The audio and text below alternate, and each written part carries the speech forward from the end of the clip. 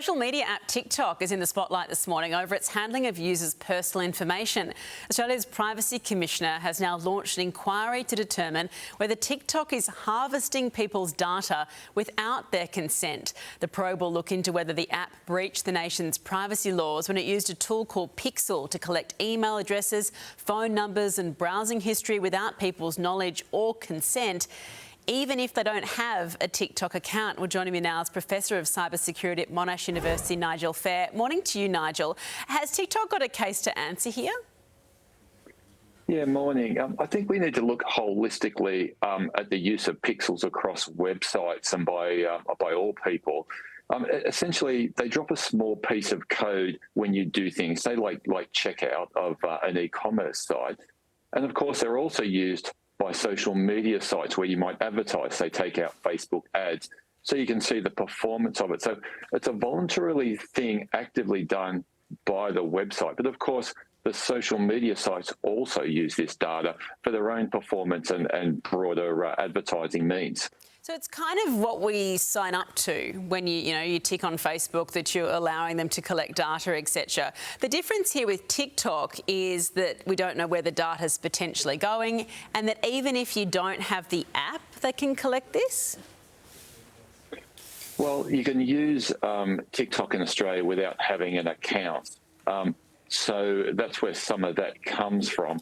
But generally speaking, all the social media companies are all doing this. They're all collecting exactly the same amount of information, using it for performance, using it to hit us with really targeted advertising. So every time that you click on the I agree button and there's volumes of data, that's what you're agreeing to. So with the Privacy Commissioner we've seen in the past, it's a bit of a toothless tiger. What are you expecting to happen here with TikTok if all of the social media giants are doing the same thing? Well, I hope they have a big and far-ranging investigation. I think it's really important that the Privacy Commissioner lead an investigation about what it means to participate in the online environment for Australians, the information we give up about ourselves willingly, the photos that we place, the tagging that we make when we drop a photo on our feed, all those sorts of things, so that as consumers we can make informed consent about, do we want to participate in this or do we want to opt out?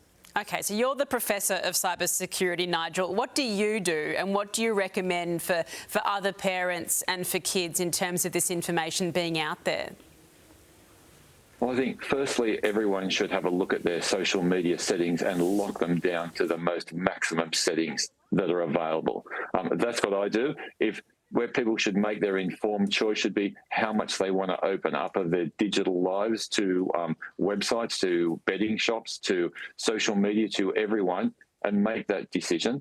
My decision is to lock it down completely. Others may choose to open up some of that for a different user experience. Yeah, maybe a chance over the summer holidays to check on all those settings. Nigel, thank you so much for joining us this morning. Here's Barrett's.